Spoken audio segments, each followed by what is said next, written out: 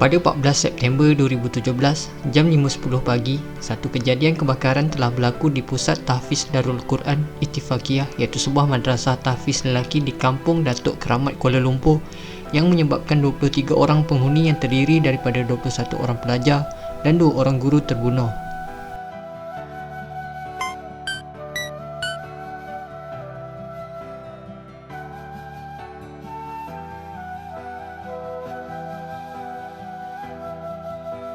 Kejadian ini bermula apabila api dikatakan mula marak sekitar jam 5.10 pagi di tingkat kedua dan teratas bangunan madrasah tersebut.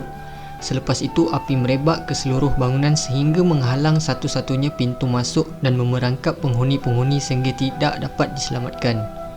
Tambahan pula, tingkap-tingkap di bangunan tersebut dipasang dengan jeriji-jeriji yang menyukarkan kebanyakan penghuni untuk menyelamatkan diri. Saksi melaporkan penghuni yang terselamat pula dikatakan terpaksa membuka jeriji di tingkap bangunan dan ada juga yang keluar mengikut saluran paip air pada bangunan tersebut. Saksi-saksi juga dilaporkan ingin menyelamatkan penghuni yang terperangkap tetapi tidak dapat berbuat demikian kerana api merebak dengan sungguh cepat. Api berjaya dipadamkan oleh pihak bomba pada kira-kira 6.40 pagi. Siasatan telah dijalankan oleh pihak polis dan bomba bagi mencari dan mengenal pasti punca kebakaran. Pada awalnya, pihak bomba mengatakan mungkin berpunca daripada lintar pintas. Selepas siasatan penuh dilakukan dan beberapa CCTV milik Persatuan Pengguna Islam Malaysia PPIM diteliti, beberapa suspek dikenal pasti menceroboh kawasan PPIM sebelum ke kawasan madrasah tahfiz tersebut pada pukul 3.10 pagi. Pada pukul 1.30 pagi, terdapat 2 kelibat mencurigakan menaiki motosikal Yamaha Legenda membeli minyak petrol.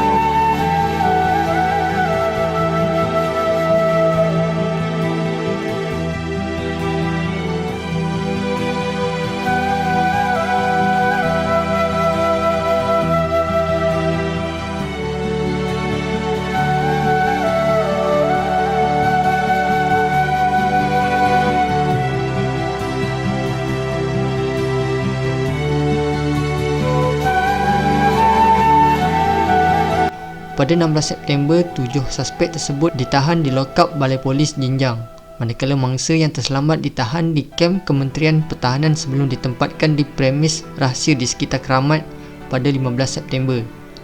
Bilangan yang terselamat juga turut dirahsiakan, hanya waris terdekat sahaja dibenarkan masuk.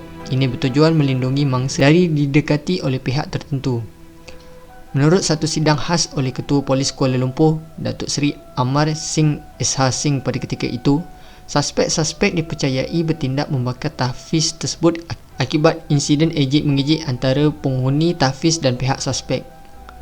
Menurut beliau, 6 daripada 7 suspek disahkan positif dadah dan 2 daripadanya mempunyai rekod jenayah lampau yang berkaitan dengan kesalahan merusuh dan mencuri kenderaan. Suspek-suspek tersebut berumur antara 11 dan 18 tahun.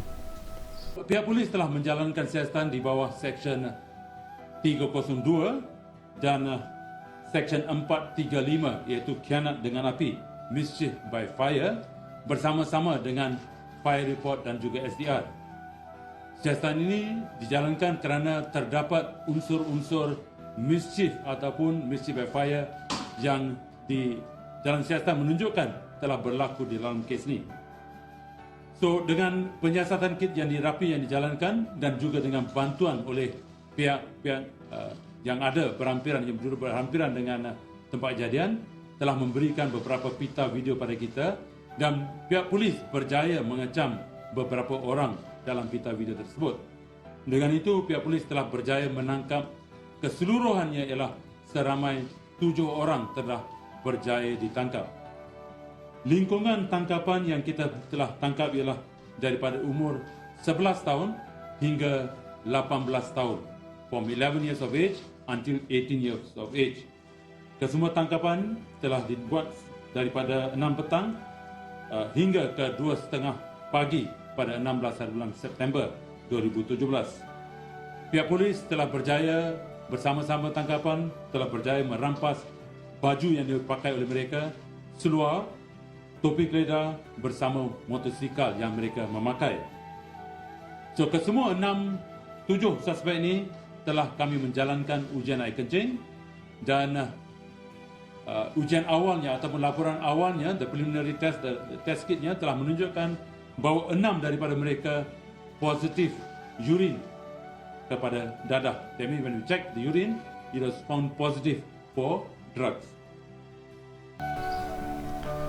Silinder gas petroleum cair LPG menjadi punca api marak dengan cepat dalam kejadian kebakaran Pusat Tahfiz Darul Quran Ittifaqiyah di Jalan Keramat Hujung, Kuala Lumpur. Ketua Pengarah Jabatan Bomba dan Penyelamat Malaysia JPPM, Datuk Wan Muhammad Nur Ibrahim berkata, 2 bahan bukti diterima pihaknya dan telah dihantar ke Makmal Penyiasatan Kebakaran Kuala Lumpur untuk dianalisa. Ujarnya, laporan forensik kebakaran, penemuan-penemuan serta punca kebakaran turut menunjukkan kejadian itu adalah disengajakan. Hasil analisa menunjukkan petrol telah dicurahkan pada rak tuala, rak kasut dan dinding di hadapan pintu masuk bilik asrama Aras 3. 2 buah gas LPG berwarna hijau berbelah merah dijumpai di hadapan pintu masuk bilik asrama. Kedua-dua silinder ini telah kosong dan injap silinder dalam keadaan terbuka. Unit pengesan K9 telah mengesan 7 tempat dan 7 sampel telah diambil di hadapan pintu bilik asrama.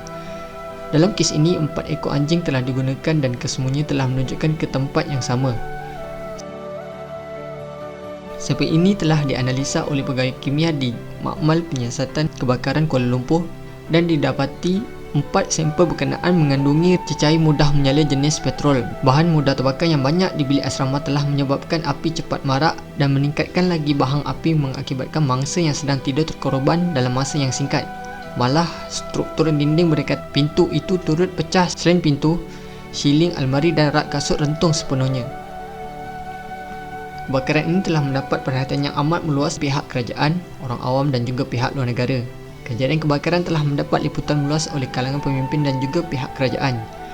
Yang di-Pertuan Agong ketika itu Sultan Muhammad V dan Perdana Menteri ketika itu Najib Razak juga datang melawat tempat kejadian tersebut. Selain itu, Najib telah mengucapkan takziah ke atas mangsa-mangsa kejadian tersebut dan menggesa agar memastikan pusat-pusat tahfiz mematuhi piawaian dan peraturan keselamatan untuk memastikan insiden yang serupa tidak berulang. Timbalan Perdana Menteri Ahmad Zahid Hamidi pula merupakan yang terawal tiba di kawasan kejadian pada waktu petang hari kejadian. Beliau telah menyebut tentang masalah kekurangan kawalan dan latihan pusat-pusat tahfiz yang menyebabkan pelbagai insiden yang melibatkan tahfiz seperti kebakaran, penderaan dan pembukaan madrasah serta pelantikan ustaz tanpa kelayakan yang sah. Bekas Perdana Menteri Tun Dr. Mahathir Mohamad pula melahirkan rasa kesal kerana insiden itu seolah-olah menunjukkan bahawa tiada pengajaran yang diambil daripada insiden yang pernah berlaku pada tahun 1989.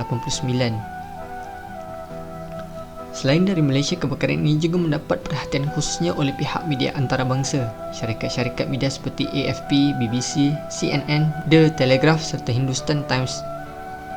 Perbadanan berita Al Jazeera pula menyifatkan insiden tersebut sebagai kebakaran paling dahsyat di Malaysia sejak berdekad tahun. Pihak-pihak media lain seperti NHK dan Deccan Herald turut melaporkan kebakaran tersebut.